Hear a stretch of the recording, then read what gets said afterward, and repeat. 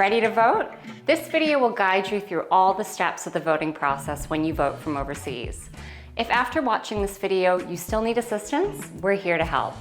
Just go to votefromabroad.org and send us a message or find us on Zoom the Vote.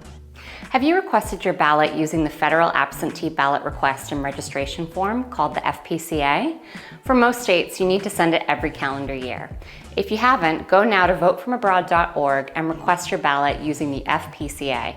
We recommend that you ask to receive your ballot by email, as it's the quickest possible way. Was your form accepted and received by your local election office? If you haven't received confirmation, go to votefromabroad.org to find your local election office's contact info to get in touch. Is it more than 45 days before the election?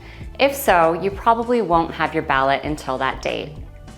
If you've requested your ballot, received confirmation that your request has been accepted, and it's 45 days or less until the election, you're ready to vote. The most important thing to do now is to follow the specific instructions that came with your ballot. The local election official will determine the validity of your ballot, so take the time to be sure and follow all of the instructions. Here's how to vote in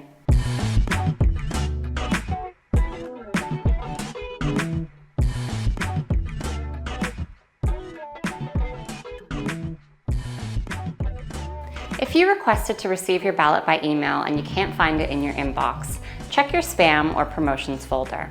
You can also search your inbox for your local election office's email address. If it's 45 days before the election and you still haven't received your ballot, contact your local election office at once to inquire why. Once you've located your ballot, it's time to print it. Don't have a printer? Try a local print shop, newsagent, library, or neighbor, or a friend who might have access to one.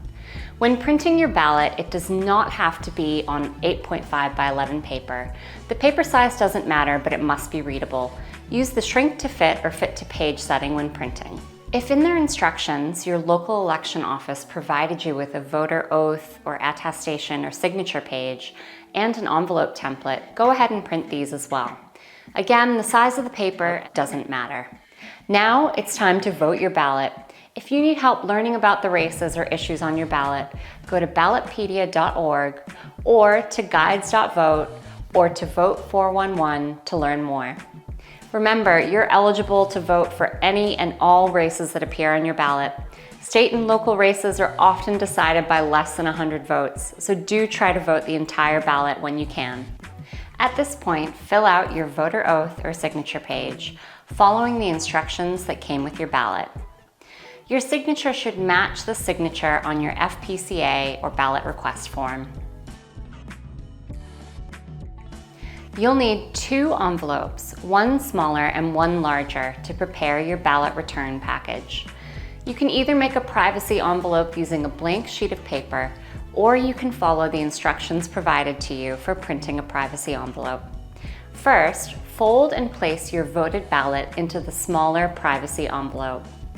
Now, fold the voter oath or signature page as instructed and put it and the secrecy envelope that contains your voted ballot into the larger carrier envelope.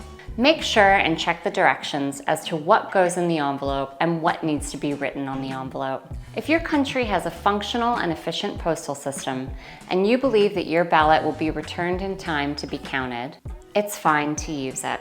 However, make sure you have attached sufficient international postage. If you're using an envelope template, some are marked postage paid, but this usually means domestic postage within the USA only. If your country of residence does not have a good postal service, you have 2 further options: using the embassy or consulate diplomatic pouch, or using a private courier company to send your ballot. Check with your local embassy or consulate for drop-off instructions. The diplomatic pouch system can take many weeks, so we don't recommend using it unless you are absolutely sure you have enough time. If you're using a diplomatic pouch, international postage is not required. The fastest way to get your ballot back in time to be counted is usually the use of a private courier system such as FedEx, DHL, or UPS. If you choose to use this method, make sure you have listed a street address to return your ballot to. Courier services will not deliver to a post box. you may need to contact your local election office to find this information. Also, it's a good idea to waive the signature requirement, as many local election offices do not have the staffing to sign for all of the absentee ballots that will come in. The most important step now is to confirm that your ballot was received and accepted. Some states' local election offices may contact you if there's a problem with your ballot package and give you an opportunity to correct any problems.